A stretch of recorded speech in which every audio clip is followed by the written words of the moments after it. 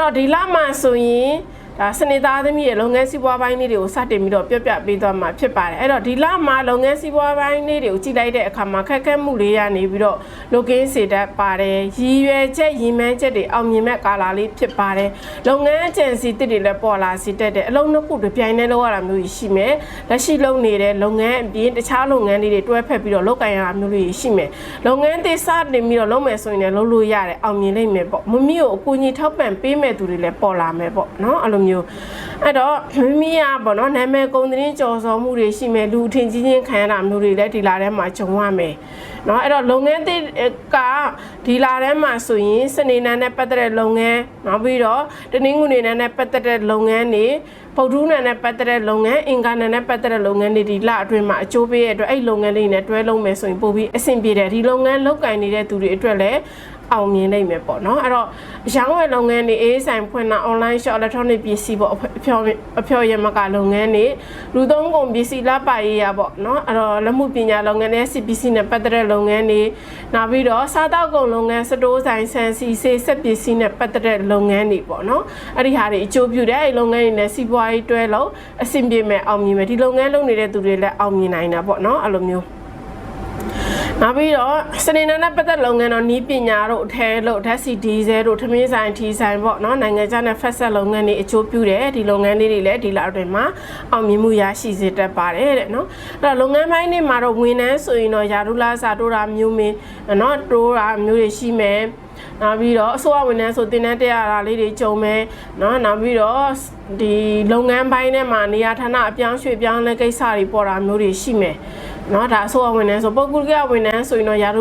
လာစာတိုးတာမျိုးတွေကြုံရမယ်နာမည်ကောင်းရမယ်တော့လုပ်ငန်းပိုင်းထဲမှာလူထင်ကြီးချင်းခံတာမျိုးတွေတော့ရှိမယ်ပေါ့နော်ဒါပေမဲ့လုပ်ငန်းပိုင်းတွေကတော့ဒါနည်းနည်းလေးတော့စိတ်ပီစီမှုတွေများလာတတ်ပါတယ်တဲ့အဲ့တော့ပြည်တွင်းပြည်ပခီးသွားတာမျိုးလေးတွေကြုံတွေ့ရမယ်နော်ပြည်တွင်းပြည်ပခီးသွားတာကြုံတွေ့ရမယ်အိမ်သုံးဆောင်ပစ္စည်းတွေပေါ့နော်အထည်လိပ်တို့အိမ်သုံးဆောင်ပစ္စည်းတွေဝင်တာမျိုးတွေကြုံရမယ်အော်ဒီလာပိုင်းထဲမှာတော့နော်ဒီလုပ်ငန်းစီးပွားဘိုင်းတွေကိုနည်းနည်းလေးကံဉဏ်အားစိုက်ပြီးလုပ်မယ်ဆိုရင်အောင်မြင်မှုရရှိမဲ့အနေထားမှာတွေ့ရတယ်အဲ့တော့လုပ်ငန်းစီးပွားလုပ်တဲ့နေရာမှာကိုကစီးပွားရေးမဲလုပ်လို့မရဘူးပေါ့နော်ကောင်းမှုကုသိုလ်လေးတွေဘာသာတရားတွေနဲ့တွဲပြီးတော့အလုပ်လုပ်ပါလုပ်ငန်းလုပ်နေတဲ့ကာလပတ်လုံးမှာဘာသာရေးမမေးနဲ့ကောင်းမှုကုသိုလ်လေးနဲ့ရှင်တွဲပြီးလုပ်ရှင်ကိုကခက်ခဲမှုတွေလွတ်မြောက်မယ်အဆင်မပြေတဲ့အရာတွေပြေလာမယ်ပေါ့နော်အဲ့လိုမျိုးနောက်ထပ်ငွေကြေးကဏ္ဍလေးတွေပျော်ပေးပါမယ်အဲ့တော့ငွေကြေးကဏ္ဍလေးတွေကတော့ဒီလမှာငွေကံကောင်းမယ်ငွေရှားတာလွယ်မယ်နဲ့ဖက်ဒရယ်လမ်းမှာငွေဝင်နှန်းလေးတွေပေါ်လာနိုင်တယ်ပေါ့နော်မမေကိုယ်တိုင်ငွေသုံးများမှုငွေသုံးနှဖွာမှုကြောင့်ပြန်ကုန်တာမျိုးသူတစ်ပါးကိုကိုကြီးထောက်ပံ့ပေးမှုကြောင့်ငွေလေးတွေပြန်ထွက်တတ်တယ်ပေါ့နော်အဲ့လိုမျိုးငွေရှားတာတော့လွယ်လာမယ်တော့ထီကန်လည်းကောင်းနေရပေါ့နော်ဒီလာထဲမှာထီကန်ကောင်းတဲ့ထီထိုးပေးလို့ရတယ်ကောင်းမှုကုသိုလ်လူဒါနာလေးတွေပြုရခင်းရှိတယ်ငွေဝင်ဒါနာကောင်းမှုပြုပေးနော်ငွေရဒီလာတွေထဲမှာစုဆောင်းနိုင်ချွေတာနိုင်ရင်ပို့ပြီးတော့အားကောင်းမယ်ငွေမြဲမယ်ပေါ့နော်ငွေဝင်လုပ်ငန်းတိုးချဲ့တာမျိုးဒါနာကောင်းမှုပြုတာမျိုးလေးတွေပြုလုပ်ပေးပါနော်အဲ့တော့လူမှုရေးခန္ဓာလေးတွေကြည့်လိုက်တဲ့အခါမှာအကြီးမားပြဿနာတော့မရှိဘူးလုပ်ငန်းပိုင်းတွေမှာတော့အနေငယ်ပြိုင်ဆိုင်မှုလေးတွေရှိမယ်အကြီးကဲထက်လူကြီးတွေကူညီမှုရရှိမယ်မိကောင်းဆွေကောင်းရမယ်နာမည်ကုန်သတင်းကြော်စောမယ်လူထင်ကြီးချင်းခံရတာမျိုးတွေတော့ရှိမယ်ပေါ့နော်အဲ့တော့လူမှုရေးခန္ဓာလေးတွေဒီလောက်တော့ကောင်းတယ်ကြီးမားမားပြဿနာတွေတော့မရှိနိုင်ဘူးပေါ့နော်အဲ့လိုမျိုးလေးတွေအဲ့တော့အိမ်တွင်းအိမ်တော်ရေးခန္ဓာလေးတွေကြီးလိုက်တဲ့အခါမှာအိမ်တွင်းအိမ်တော်ရေးပိုင်းမှာပြဿနာကြီးမားမားတော့မရှိဘူးဒါပေမဲ့တစ်ခါတရံတော့စိတ်တိုင်းမကြစိတ်လိုမကြမှုတွေရှိမယ်မိသားစုတွင်းမှာစိတ်သဘောထားကွဲလွဲမှုတွေရှိမယ်မိမိသားစုပေါ်စိတ်လိုမကြမှုတွေတော့ကြုံမယ်နော်အလူဌာနတွေအလူတန်းတွေလည်းပြုရတတ်တယ်နောက်အိမ်ထောင်ရေးပေါ့နော်အိမ်ထောင်ရေးမှာဆိုအိမ်ထောင်တဲ့ဆိုသားသမီးရနာရတာမျိုးတွေရှိမယ်မိသဘောမောင်သဘောနဲ့ပါရတဲ့အချိန်လေးတွေရှိသလိုတစ်ခါလေးပေါ့နော်စိတ်လိုမကြမှုတွေကြောင့်တစ်ချက်ချက်လေးတွေတရားတော်ခွန်စကားများတွေတော့ရှိမယ်ပေါ့နော်အိမ်ထောင်ရေးမှာတော့ဒီအတားစီနောက်ဆက်လေးဝင်လာနိုင်တဲ့သစ္စာရှိရှိတဲ့တွဲဖို့လို့မယ်အပျော်ပါတောက်စားရှိရင်အိမ်တွင်းအိမ်ထောင်ရေးရံပြီးတော့အပျော်ပါတောက်စားမရှိတဲ့အိမ်ထောင်ရေးဆိုအေးချမ်းမှုတွေရရှိမဲ့လားပေါ့နော်ဒီလာထဲမှာနောက်ထပ်ပြီးတော့နော်ဒါအခြေရေးမြစ်တာရေးခန္ဓာလေးတွေပေါ့ငရေသူတွေရဲ့အခြေရေးကံဇာတာလေးတွေကစမ်းပွင့်တဲ့လားဖြစ်ပါတယ်နော်ဒီလမှာစမ်းလုံးပွင့်တဲ့လားဖြစ်တယ်မိမိရွေးချယ်က နော်ခက်ခဲစီတာမျိုးတွေကြုံတွေ့ရမယ်ကိုယ်စိတ်ဝင်စားတဲ့သူတွေများပြားနေတာမျိုးတွေကြုံတွေ့ရမယ်ချစ်သူရနိုင်တယ်ပေါ့နော်ချစ်သူမရှိတဲ့သူတွေချစ်သူရနိုင်တာမျိုးတွေရှိမယ်အထီးကျန်နေတဲ့သူတွေလည်းချစ်သူရနိုင်တယ်ပေါ့နော်ဒီလထဲမှာအဆက်အသွယ်ပြတ်နေတဲ့သူတွေအဆင်မပြေဖြစ်နေတဲ့သူတွေတော့ပြန်ပြေနိုင်တယ်အဲ့တော့လူမင်္ဂလာသတင်းကြတာမျိုးလေးတွေပေါ့နော်ကြုံရမယ်ပြီးတော့ချစ်သူဆောင်တွေအနေနဲ့ကပေါ့နော်ဒီတဝင်းတို့မူလေးတွေရှိမယ်တန်တရားဝင်စရာလေးတွေပေါ်လာမယ်ဘာမှမဟုတ်တဲ့ပြဿနာနည်းနဲ့လည်းကြောက်ကစားဖြစ်တာမျိုးတွေတော့ရှိမယ်ရန်ဖြစ်လိုက်ပြန်ချစ်လိုက်ပေါ့ကြီးကြီးမားမားပြဿနာတော့မတက်ဘူးပေါ့နော်အဒီကတော့ဖောက်ပြန်ရှုပ်ထွေးမှုတွေမရှိဘူးဆိုရင်ချေအေးချမ်းပြီးတော့ဖောက်ပြန်ရှုပ်ထွေးမှုတွေရှိလာမယ်ဆိုပူလောင်မှုတွေကြုံတွေ့ရတတ်တယ်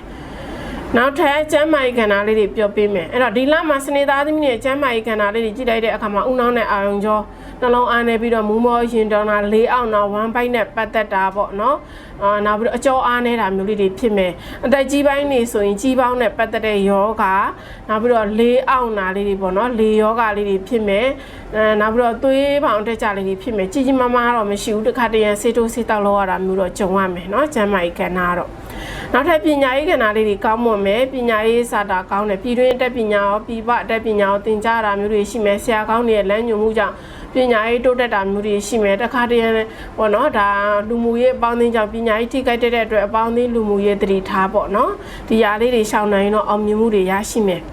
အဲ့တော့ဒီလအတွက်ဆောင်ရရှောင်လေးတွေပြောပေးပါမယ်အဲ့တော့ဒီလအတွက်ဆောင်ရရှောင်လေးတွေကြီးလိုက်တဲ့အခါမှာစနေသားသမီးတွေပေါ့နော်ရှောင်းရန်အနေနဲ့ကတော့သူ့တဲ့ချင်းရှောင်းအမဲသားစာချင်းရှောင်းနောက်အပျော်ပါလိုက်စာချင်းရှောင်းပေးရမှာပါဆောင်ရန်အနေနဲ့ကတော့ဒါနကောင်းမှုပြုပါအမေမိဘဝေစားလျှော်တာမျိုးလေးတွေပေါ့နော်ကောင်းမှုတစ်ခုနေ့စဉ်ပြုပြီးဖြတ်သန်းပေးရမှာဖြစ်ပါတယ်ဒီလအတွင်းဆဆရာအဆင်ပြေဖို့အတွက်ဒါအကျိုးပေးကာလာလေးတွေပြောပေးပါမယ်အဲ့တော့ဒီလအတွက်အကျိုးပေးကာလာတွေကအပြပွင့်အပြရောင်ဥပွားပွင့်အဝါရောင်နီညိုပွင့်နီညိုရောင်လေးတွေကတော့ဒီလအတွက် lucky ကာလာလေးတွေဖြစ်ပါတယ်အကြီးသောလုပ်ငန်းကိစ္စတွေအကြီးသောအကြောင်းအရာကိစ္စတွေခီးကိစ္စတွေမှာဝိစင်သုံးပြုခြင်းဖြင့်ကံစရာပွင့်လန်းလိမ့်မယ်နော်အဲ့တော့ဒီလအတွက်အကျိုးပေးကဏ္ဍကီကဏ္ဍလေးတွေကတော့ကိုကဏ္ဍ2ကဏ္ဍ1ကဏ္ဍ lucky ကဏ္ဍလေးတွေဖြစ်ပါတယ်နော်အဲ့တော့ဒီလမှာဆဆရာအဆင်ပြေစေဖို့ပြုလုပ်ရမယ့်ရည်တရားလေးတွေပြောပေးမယ်ပေါ့နော်ပြုလုပ်ရမယ့်ရည်တရားလေးကတော့မိမိအိမ်ဖျားမှာအုံထမင်းမြဲတမ်းလူပေးပါအလေးနိုင်9တိုင်လူပါနော်ခွေးစာငှက်စာလေးတွေချွေးပြီးတော့လူရဆူတောင်းခြင်းမြင့်ကံကောင်းခြင်းတွေရရှိလာမှာဖြစ်ပါတယ်ဒီရည်တရားလေးရနေ့စဉ်ပြုလုပ်လို့ရတယ်တစ်ပတ်ကိုတစ်ချိန်နှစ်ချိန်သုံးချိန်စေတနာရှိသလိုပြုလုပ်ရပါတယ်နော်ဒီရည်တရားလေးတွေကုသိုလ်ကောင်းမှုလေးတွေပြုလုပ်ပေးပြီးတော့ကံကောင်းမှုတွေရယူပေးပါယနေ့မှစနေသားသမီးတွေအစားအရအဆင်ပြေမှုရှိကြပါစေလုပ်ငန်းစီးပွားပိုင်းတွေတိုးတက်ကြပါစေအသက်ရှူတိုင်းလည်းဝင်ငွေတွေတိုးကြပါစေယောဂဘေးအနေဘေးတွေကင်းဝေးပြီးစိတ်ချမ်းသာခြင်းကိုယ်ကြီးချမ်းသာခြင်းနဲ့ပြည့်စုံပြည့်ဝနိုင်ကြပါစေလို့ဆရာမကနေဆုတောင်းမေတ္တာပို့သလိုက်ပါရဲ့ရှင်